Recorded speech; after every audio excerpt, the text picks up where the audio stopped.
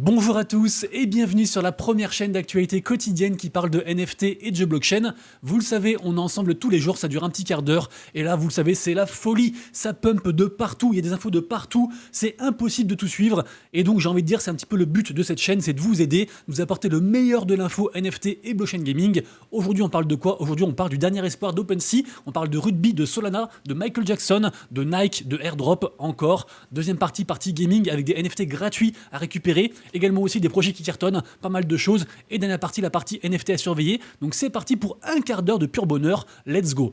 N'oubliez pas, si ce n'est pas encore fait, de vous abonner à la chaîne, d'activer la cloche. Et si à la fin de la vidéo vous avez kiffé, de mettre votre plus beau pouce en l'air. Merci à tous.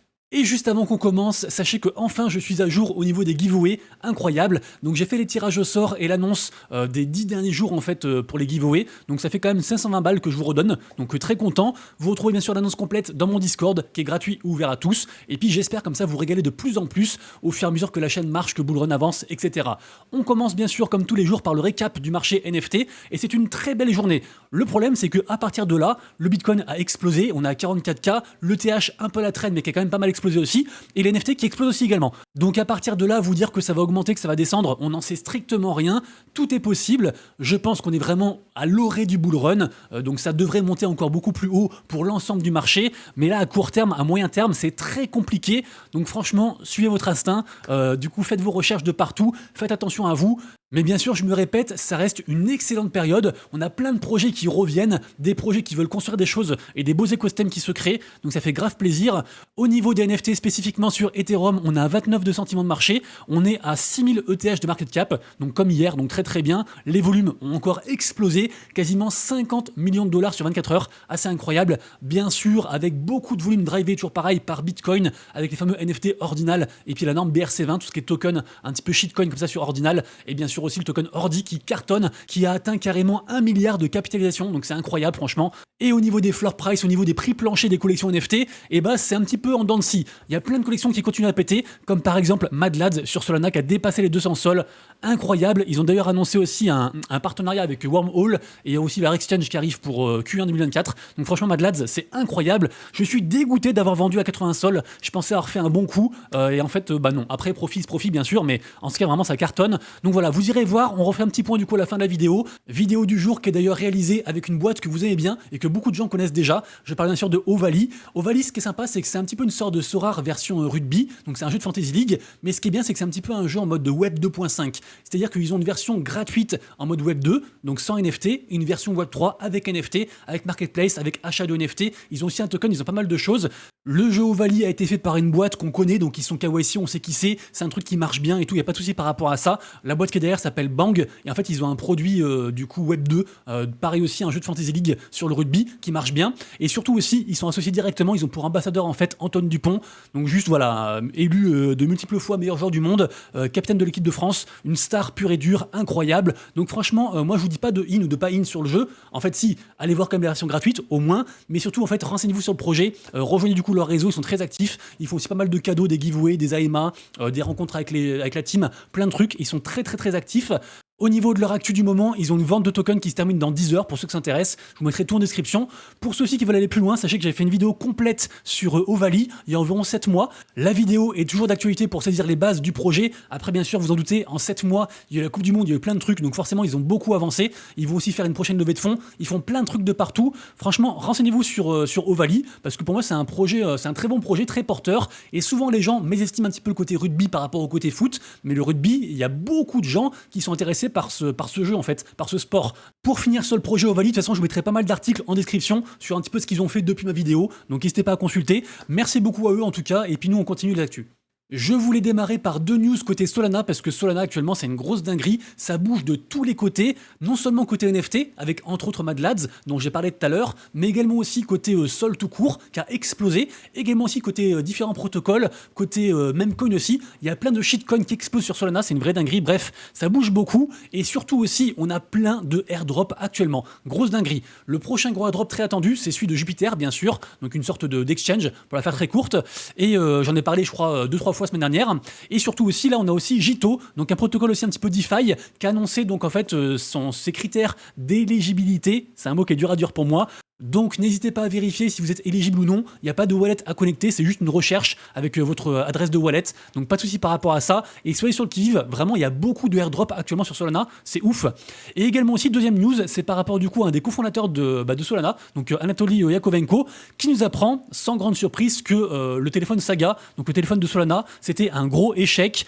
Devinez combien ils ont vendu de téléphones. Franchement, ça fait de la peine. Ils ont vendu genre 2000 téléphones. C'est une vraie dinguerie. Alors je sais plus où est les chiffres, mais c'est 2200 téléphones qu'ils ont vendus. Donc voilà, horrible.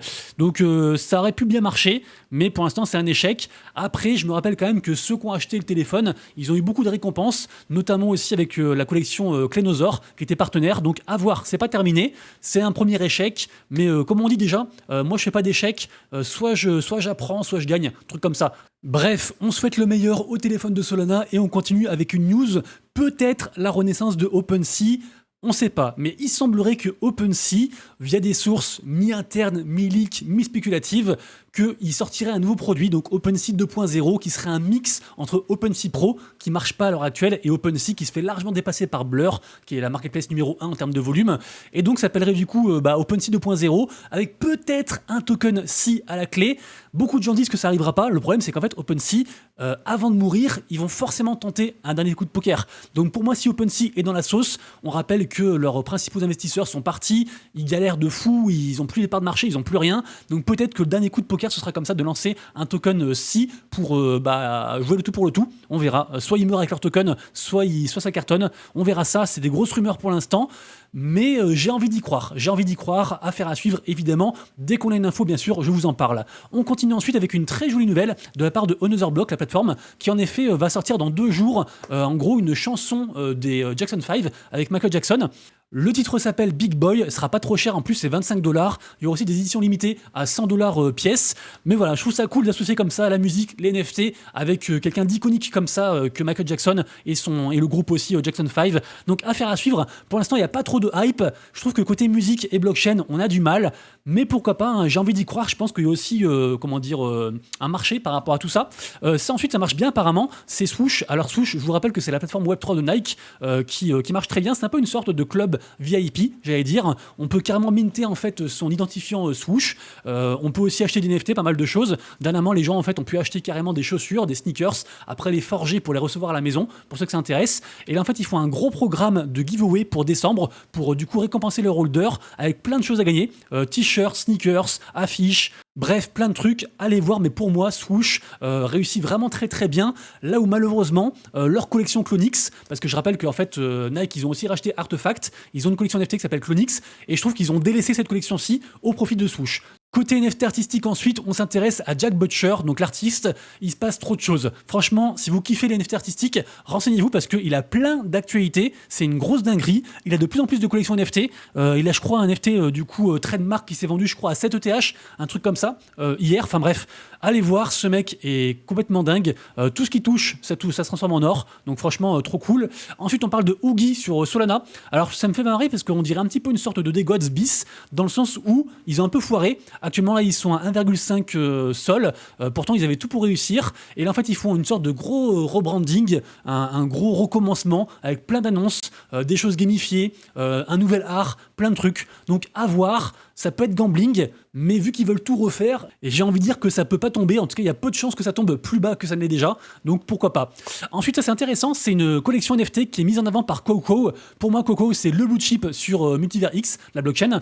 Et en fait, le truc, c'est que la collection ici, qui s'appelle donc Smooth, elle est dans l'écosystème Move, qui est en fait l'écosystème de Coco, avec leur token, etc.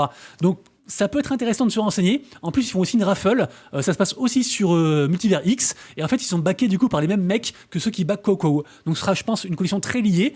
De ce que j'ai vu, c'est-à-dire pas grand-chose au niveau du trailer là, ça a l'air qualitatif. Donc, pourquoi pas, on est early. Moi, du coup, je ferai la raffle. Ça mange pas de pain.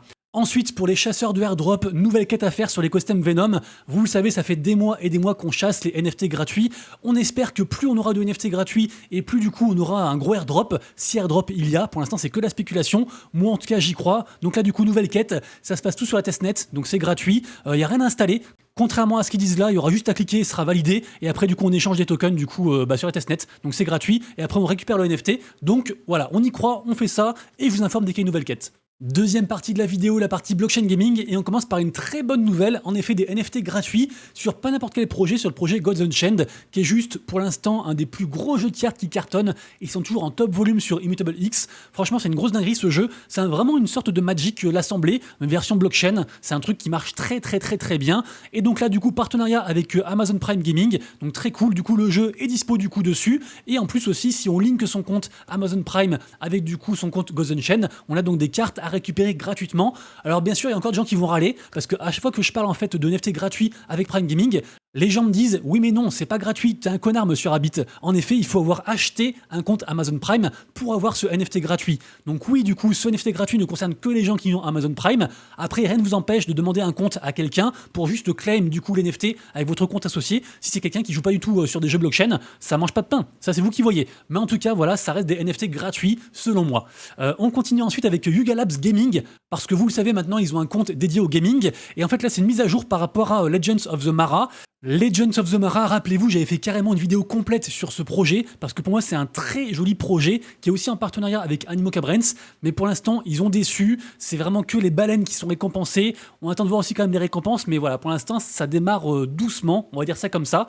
En tout cas, donc annonce de la saison 2, avec plein de changements, notamment sur Leaderboard, vous irez voir ça. Sachez que les NFT se trouvent pas sur OpenSea, parce qu'ils ont bloqué les trucs, ils sont en guerre contre OpenSea, mais ils se trouvent sur X2Y2 pour les NFT Legends of the Mara, les autres ils sont encore sur OpenSea, et on est seulement à un floor price de 0,13.